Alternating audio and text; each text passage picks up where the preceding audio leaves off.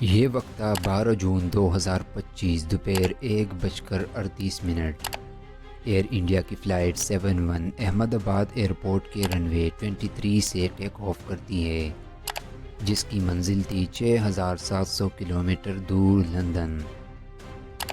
اس flight میں مسافر اور عملہ سمیت ٹوٹل 242 لوگ موجود تھے۔ پرواز نے صرف 625 فٹ کی بلندی ہی حاصل کی تھی کہ اچانک ایئر ٹریفک کنٹرول کو ایک ہنگامی پیغام موصول ہوتا ہے۔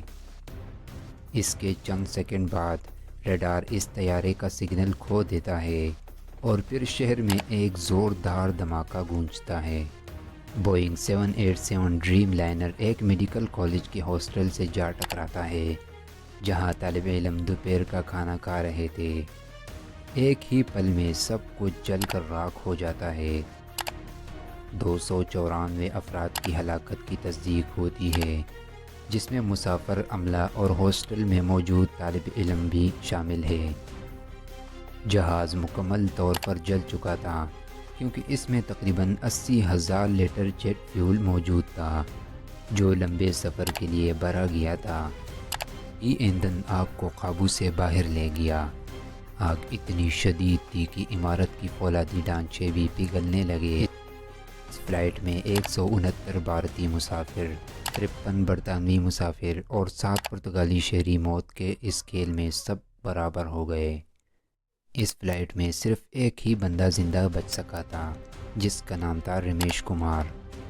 رمیش کمار کا بیان ہے کہ بس ایک زوردار دھماکہ ہوا، میں سنبھل نہ سکا، ہر طرف جسموں کے ٹکڑے تھے، کسی نے مجھے کھینچ کر باہر نکالا، لیکن میرا بھائی اب تک لاپتہ ہے۔ یہ بوئنگ 787 ڈریم لائنر 11 سال پرانا تھا۔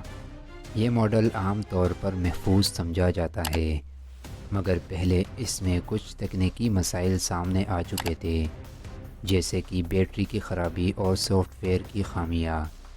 تاہم اس دن نہ آسمان پر بادل تھے، نہ بارش، نہ دھند۔ تو پھر سوال پیدا ہوتا ہے کہ حادثہ کیسے ہوا؟ کیا انجن مکمل پاور نہیں دے پایا؟ کیا کوئی فنی خرابی تھی یا کسی اور المیہ کا آغاز ہو چکا تھا؟ اس وقت تمام امیدیں بلیک باکس سے وابستہ ہے۔ یہی باکس بتائے گا کہ جہاز کے آخری لمحات میں کیا ہو رہا تھا، پائلٹس کیا بات کر رہے تھے، انجن، کنٹرول سسٹم، فلیپس، سب کچھ محفوظ ہوتا ہے اس میں۔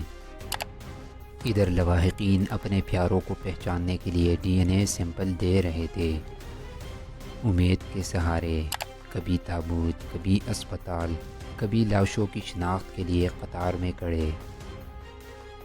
یہ صرف ایک حادثہ نہیں تھا، یہ سینکڑوں کہانیوں کا اختتام تھا، اور شاید کئی سوالوں کا آغاز۔